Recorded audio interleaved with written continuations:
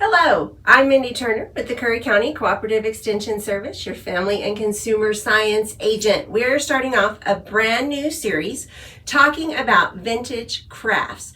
And that is reusing some of these found items, historical items, things that are important and mean a lot to us.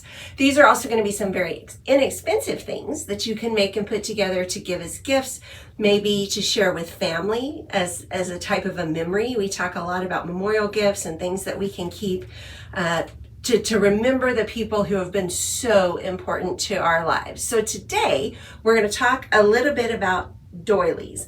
Most of you know when I say doily what I mean, but just in case you don't, they can be woven, crocheted, a lot of tatted, whatever they've made for the lace. Now, I'm not actually using vintage ones today. I am using new ones.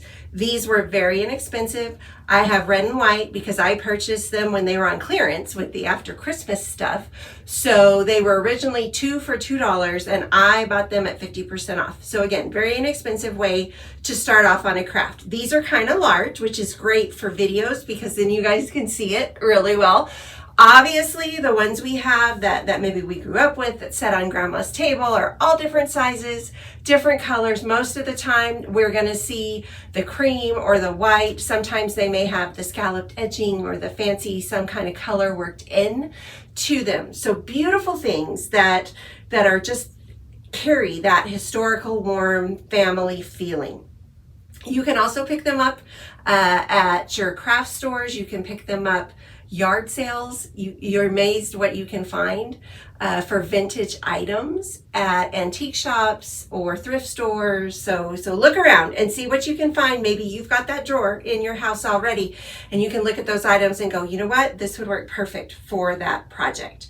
So the project I'm going to share with you today, pretty simple. Anybody can do these. Now, if you're a seamstress, if you do sew, if you have a sewing machine, you can even elaborate on this, or you can actually do them hand stitched if you prefer. I, a lot of times, don't sew things because I don't have a place right now to leave a sewing machine out and set up. So it's a big project to pull everything out, get it all set up, and then put it all away. But here's some things you can do with very limited space. You can see today I'm working in my office, putting my things together. So let's start off. One of the cute things I saw with doilies, and imagine this with that doily that your great grandmother made or that you've kept along. This is just a simple snowman. What a beautiful thing to get out, hang up as your decor for the winter and have that. Some actually had the different size doilies where they put in actually the 3 and then mounted those or put them in a frame.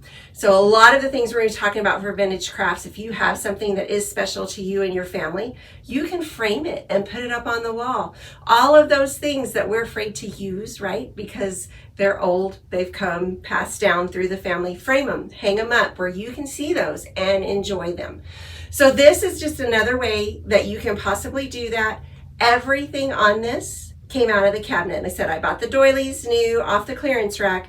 Everything else was in the craft closet. So I don't know who needs to hear this today, but all the projects we're going to work on, check your stash before you go buy new things. All of us crafters know that that's kind of the pitfall is we find things on clearance, we find things on sale, we start a project and we have leftovers and we never go back and see what we actually have in the cabinet. So go back, check your cabinet. This is just black felt. I did, when I made the hat, I doubled it under to make it a little stiffer so that it would stay up. A piece of ribbon, some little Christmas decor y'all might recognize from our no-sew quilting when we did the ornaments. Okay, that was extra pieces. These are just buttons. Wonderful vintage buttons to pair with any of the crafts we're going to look at over the rest of this series that you can use. And you can see someone actually donated these to us where they had found them. I had a box forever that came out of my grandmother's workroom. So just tons of colors and shapes and sizes and fun things you can do with buttons. So you can see I added button eyes. I used some buttons because I found these little brown kind of look like pebble buttons to do his mouth. Okay, so this is just an embroidery hoop with the doily put in it, which of course you may have in your stash, or you could pick up very inexpensively, all the different sizes depending on the size of your doily. I left mine over the edge, kind of a cute little ruffle to give it that little extra something. You can also trim this if you wanted it to just be a little more snowman-y without that little extra lace around the edges. And then I just took, again, out of the cabinet, a piece of blue ribbon and made him a little scarf. All of this, the doily was put in with the ring. Everything else is just hot glued on. Perfect, ready to hang and showcase that doily. The other thing that I wanted to do, I know I changed out my table runner on this table for the seasons, and I know I have a Valentine one somewhere, but I can't find it. Well, so of course it was perfect that it had these red and white. So just attaching them to make that table runner, and you can see these, I literally just took ribbon, lined up the holes, and tied them together to lay out on my table for that table runner. Again, you could stitch them, you could glue them, you could add hearts or some other type of iron-on or thing that you can put, again, on your table. I went ahead and did this because if I need them to take them apart or use them for something else, that's always an option. You can also, I put mine straight to go across the middle of my smaller table. If you have different sizes, you can stagger them, make them look a little more artistic and bring that eye into the just the different techniques and the beautiful thing about our vintage doilies. So that was my first two projects. The one I'm going to actually demonstrate for you that I think is so cool and just really fun is instead of just having that doily sitting flat on the counter with whatever on top of it, you can actually form it into its own bowl.